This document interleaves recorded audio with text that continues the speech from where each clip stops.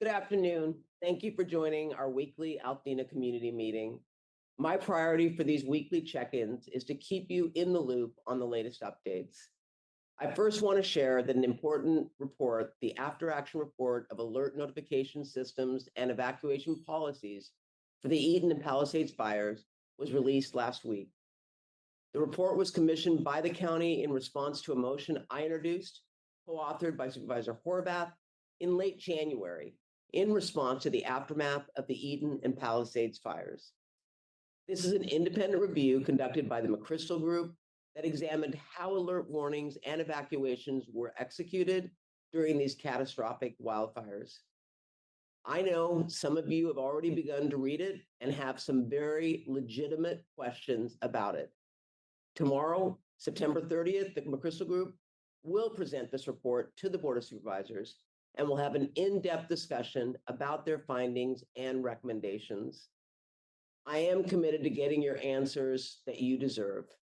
I've heard the loud concerns of community members from Altadena, especially those from the West Altadena area.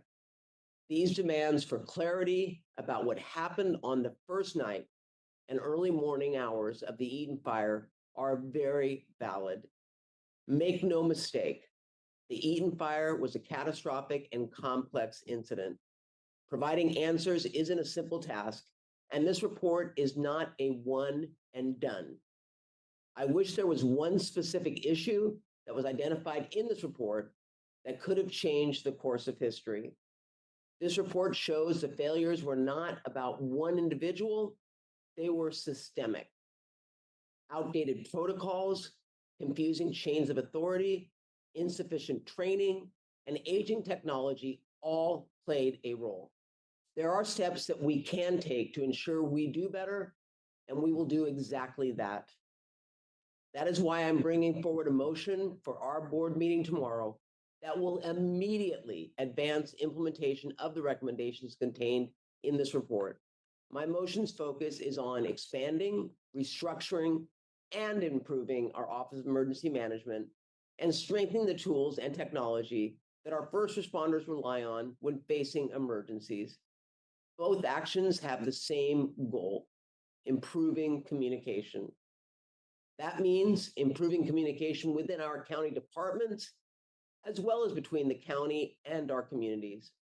I must acknowledge that the McChrystal Group's evaluation is the first of more findings to come.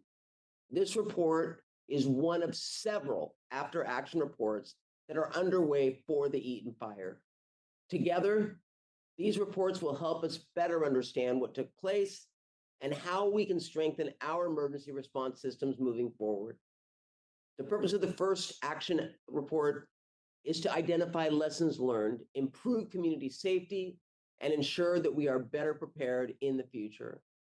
My commitment to the Eaton fire survivors are transparency and accountability, and I will deliver on that promise.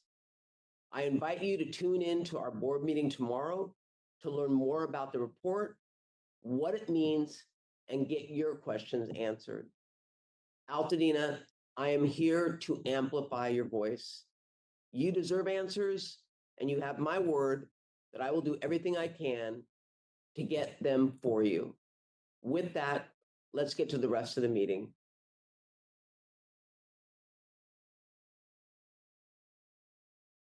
Good afternoon, and thank you for the opportunity to provide a permit progress update.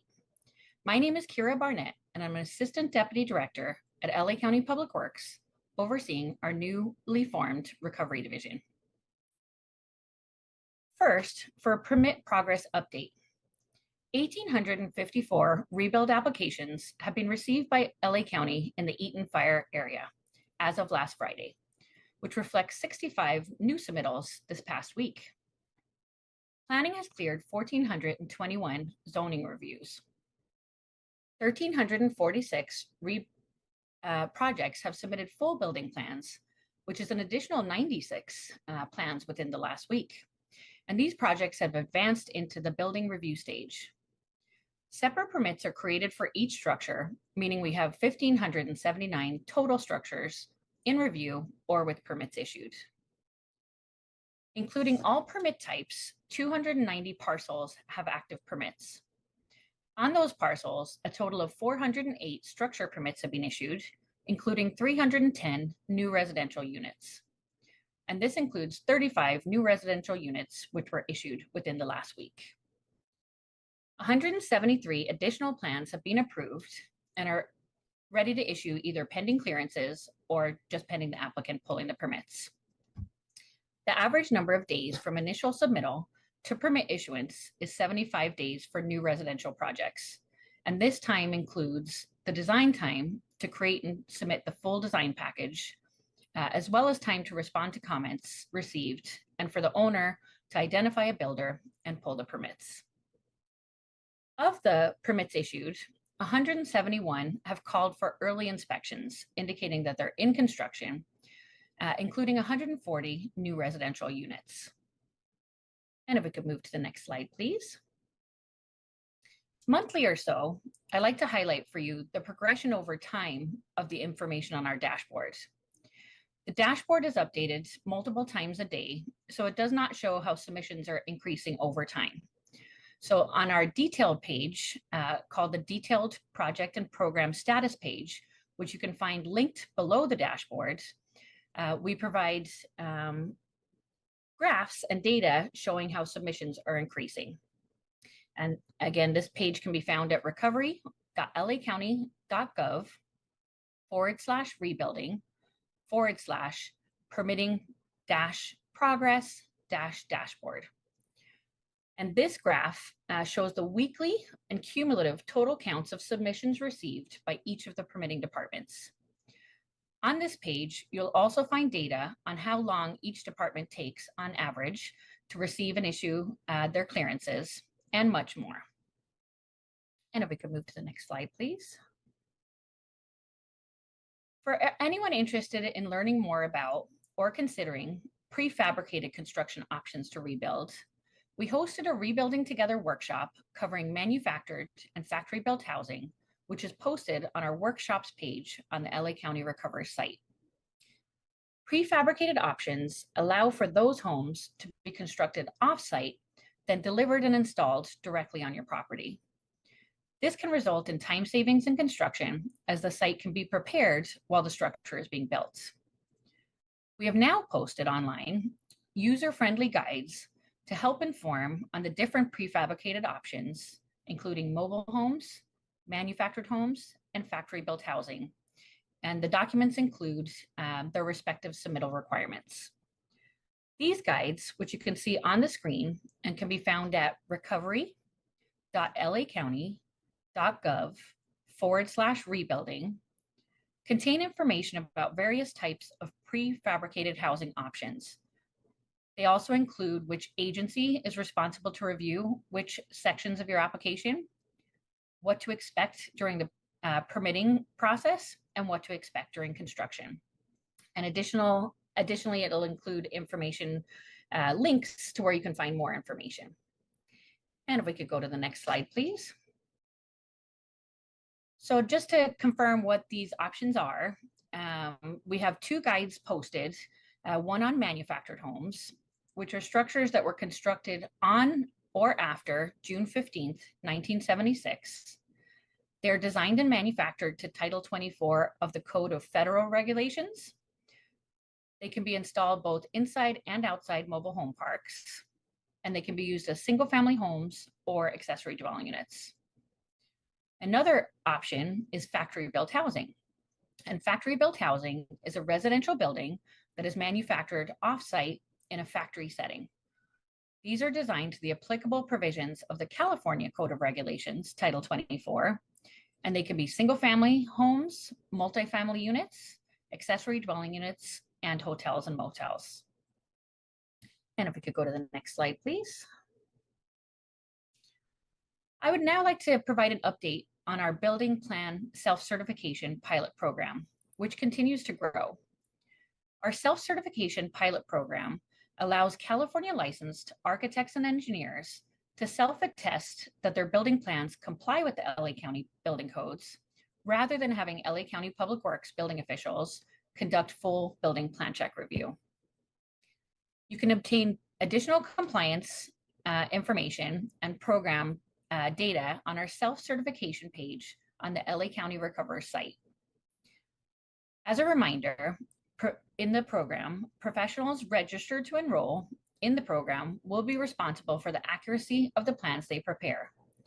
Plans are subject to random audit to ensure code compliance.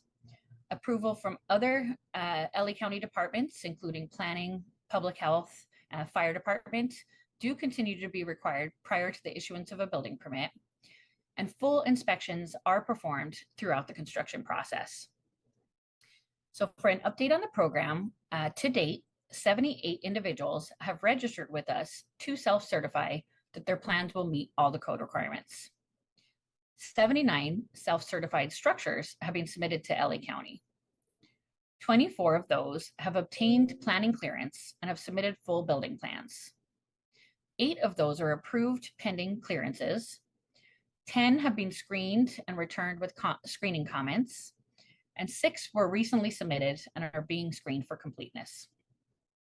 We will host a Rebuilding Together workshop on the self-certification program on November 8th, and I will provide details about that session in advance of that date. We will cover what the program, for the self-certification workshop, we'll cover what the program is and what is needed for a complete submittal package. So we'll dig into our minimum plan submittal requirements and other resources available to your design professionals. And this includes my update for today, and I thank you for your time.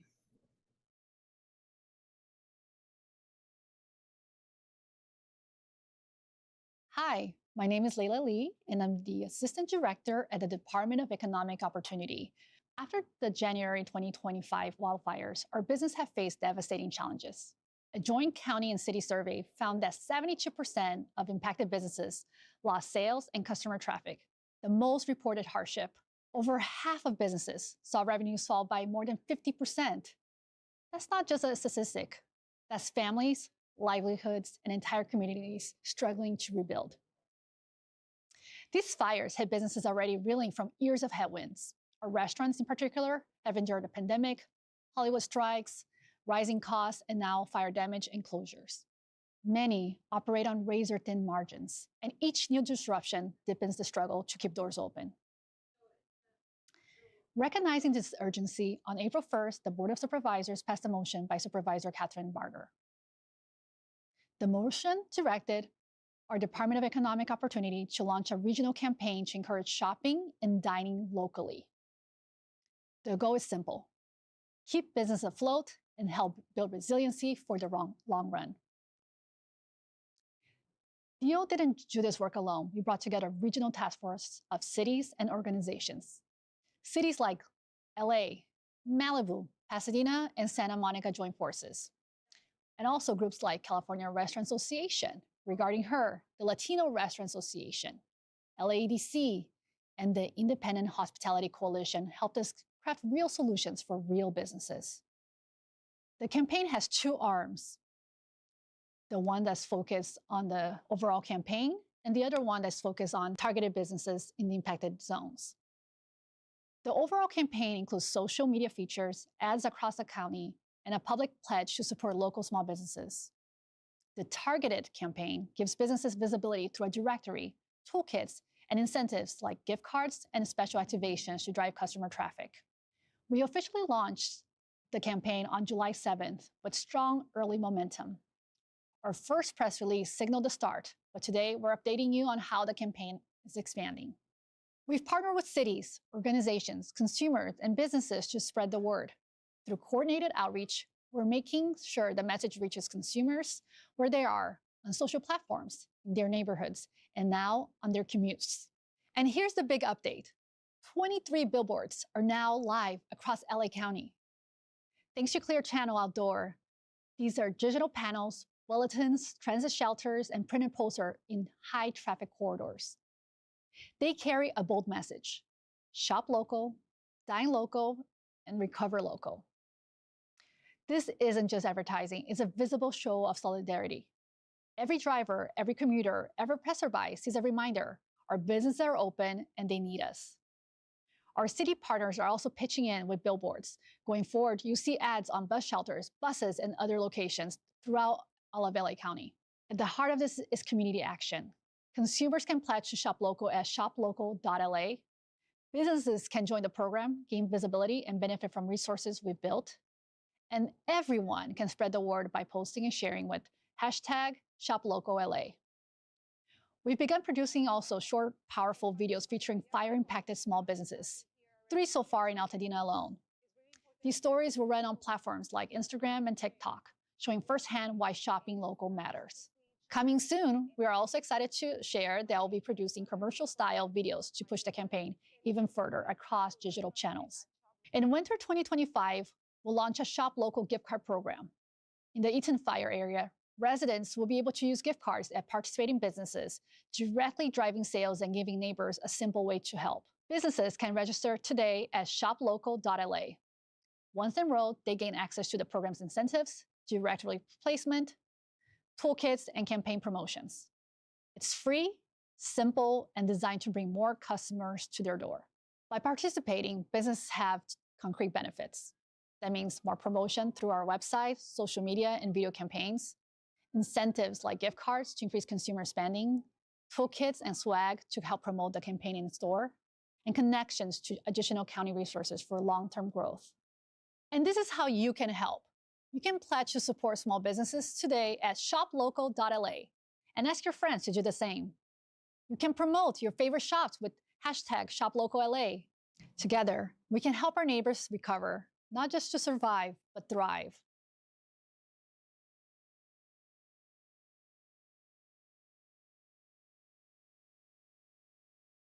Hello, my name is Clemente Mejia, and I'm from the Department of Consumer and Business Affairs, here to talk about AB 238, the Mortgage Forbearance Act. During today's presentation, we'll be discussing the following. First, we'll discuss what is the Mortgage Forbearance Act, who qualifies for assistance, whether or not your credit will be impacted, what happens after the forbearance agreement ends, are you at risk of losing your home? What if your forbearance request is denied? What if you previously were in foreclosure? And where can you get help? So to start, we're going to discuss what is the Mortgage Forbearance Act. On January 7th, Governor Newsom declared a state of emergency. Shortly thereafter, Governor Newsom entered an agreement with banks and mortgage companies to temporarily pause or delay mortgage payments for fire-impacted property owners. On September 22nd, Governor Newsom signed the Mortgage Forbearance Act into law. This law extends forbearance periods for up to 1 year, granted in 90-day increments.